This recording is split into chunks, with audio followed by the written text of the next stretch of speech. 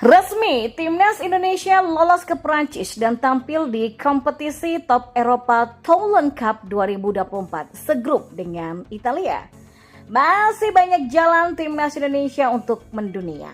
Ya, perkataan menyakitkan dari supporter Thailand kepada Timnas Indonesia usai gagal lolos Olimpiade Paris. Mereka sampai bilang begini loh. Kamus Bola coba merangkumnya di sini untuk Anda bersama saya.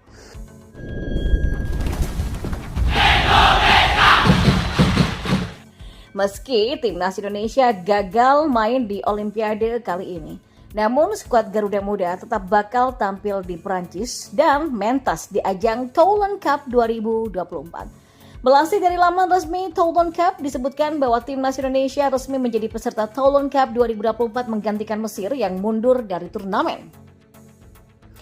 Replacing the Egyptian squad which have withdrawn from the 15th Maurice Revello tournament, we are delighted to welcome at PSSI team will compete at the tournament for the third time, kata akun @tournai Revello pada 10 Mei hari ini. Nantinya Timnas Indonesia bergabung di grup B bersama sejumlah tim kuat seperti Ukraina, Italia, Jepang, serta Panama. Ya, sebagai informasi, apa itu Toulon Cup? Ya, Toulon Cup merupakan salah satu turnamen usia muda yang cukup bergengsi di Eropa. Ajang tahunan yang sudah bergulir sejak tahun 67 ini kerap kali melahirkan bakat-bakat muda potensial di kancah sepak bola dunia.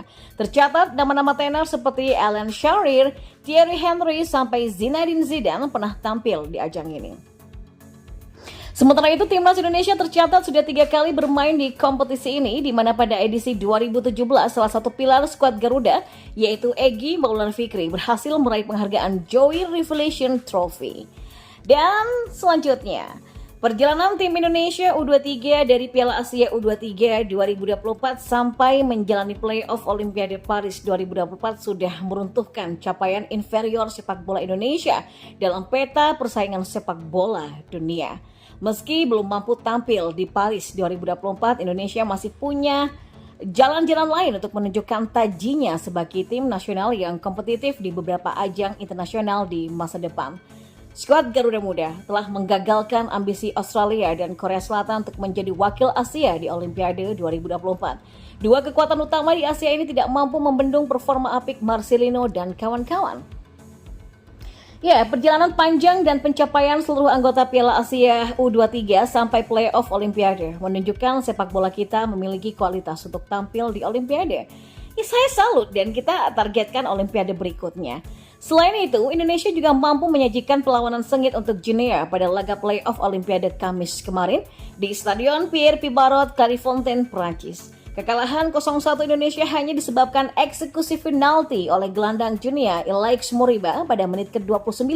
Ingat, eksekusi penalti. Secara umum, permainan tim Indonesia U23 sudah jauh berkembang sejak mereka meraih medali emas SEA Games Kamboja 2023. Setelah mengakhiri penantian emas di Pesta Olahraga Asia Tenggara, Garuda Muda sudah bisa menjadi tim peringkat keempat di Asia. Perjalanan panjang dan pencapaian seluruh anggota sejak Piala Asia U23 hingga playoff Olimpiade ini kan menunjukkan sepak bola kita punya kualitas untuk tampil di Olimpiade ya. Saya salut dan kita targetkan Olimpiade berikutnya, kata Ketua Umum PSSI Erick Thohir dalam keterangan tertulis seusai menyaksikan langsung duel Indonesia kontra Guinea. Namun, sebelum membahas target Olimpiade selanjutnya yang masih lama, Indonesia masih memiliki ambisi besar dalam waktu dekat di kualifikasi Piala Dunia. Jika kualifikasi Olimpiade Los Angeles 2028 baru akan dimulai pada akhir 2027 dengan babak kualifikasi Piala Asia U23 2028, tim nasional Indonesia sudah akan menjalani laga penentu putaran kedua kualifikasi Piala Dunia 2026 awal Juni nanti. Timnas Indonesia yang diasuh oleh Sinteyong serta dihuni oleh pemain-pemain utama tim U23 hanya butuh 3 poin dari 2 laga pamungkas untuk menghadapi Irak pada 6 Juni dan Filipina pada 11 Juni untuk lolos ke putaran ketiga. Ya, keuntungan berada di skuad Garuda karena 2 laga ini berlangsung di Stadion Utama Gelora Bung Karno, Jakarta. Tidak ayal, Erick pun menganggap kualifikasi Piala Dunia 2026 sebagai ajang penembusan kekecewaan Indonesia yang gagal menembus Olimpiade Paris.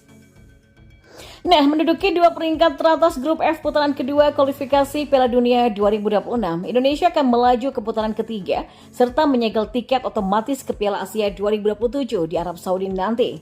Lolos ke putaran ketiga akan membawa Indonesia masuk dalam predikat 18 besar Asia.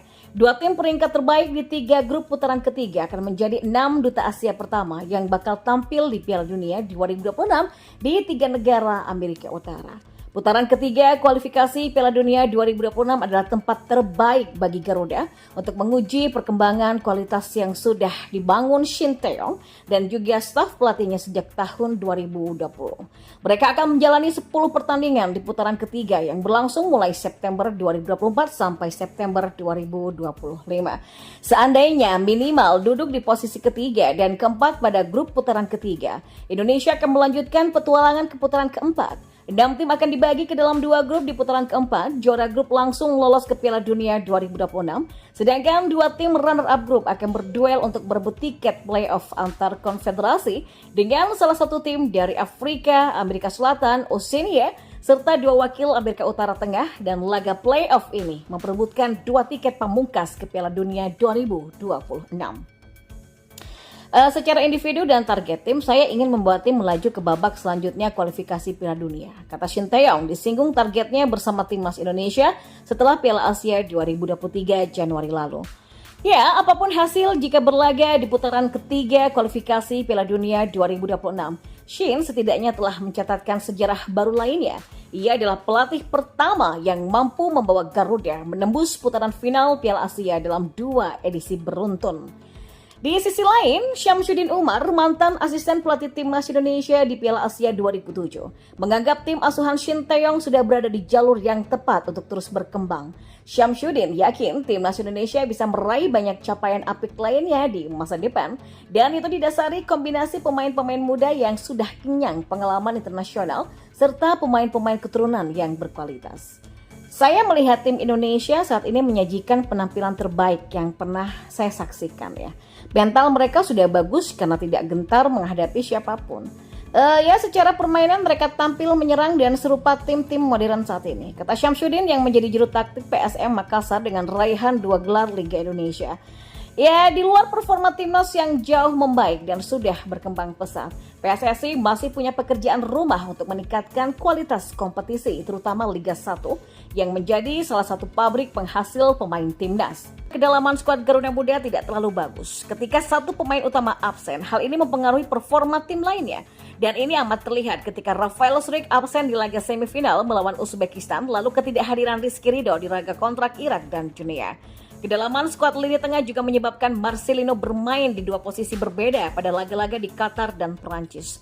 Ketika Nathan Choyeon ditempatkan ke posisi bek untuk menutup absennya pemain belakang, Marcelino menjadi duet Ivar Jenner di lini tengah. Adapun pada laga lainnya, Marcelino tampil sebagai penyerang sayap. Ya, selain mencari pemain naturalisasi untuk memperkuat kedalaman skuad Garuda, PSSI juga perlu menemukan cara ampuh untuk meningkatkan kualitas Liga 1 demi menghadirkan pemain yang bisa bersaing menembus timnas. Kehadiran pemain-pemain naturalisasi setidaknya telah memberikan standar kualitas individu yang bisa menjadi barometer pemain lokal untuk dipanggil oleh Shin Tae-yong. Timnas punya generasi emas dengan pemain seperti Witan Sulaiman, Marcelino Ferdinand, Rizky Ridho, Hernando Ari, plus pemain-pemain naturalisasi. Kita juga punya cetak biru sampai 2045. Artinya, program yang kita jalankan kan sudah on the track ya. Sehingga kita akan terus konsisten dan juga memperbaiki yang masih kurang, ujar Erick Thohir. Ya, ibarat perjalanan seekor burung, tim Garuda saat ini baru lepas landas untuk terbang dengan pengelolaan dan sistem pendukung yang baik. Maka Garuda akan bisa mengangkasa menuju turnamen dunia. Namun meski begitu, sejumlah supporter dari negara Thailand mengejek timnas Indonesia seusai dinyatakan gagal lolos ke Olimpiade Paris 2024. Hal itu mereka lontarkan setelah timnas Indonesia harus mengakui keunggulan Guinea di laga playoff Olimpiade Paris 2024 kemarin malam.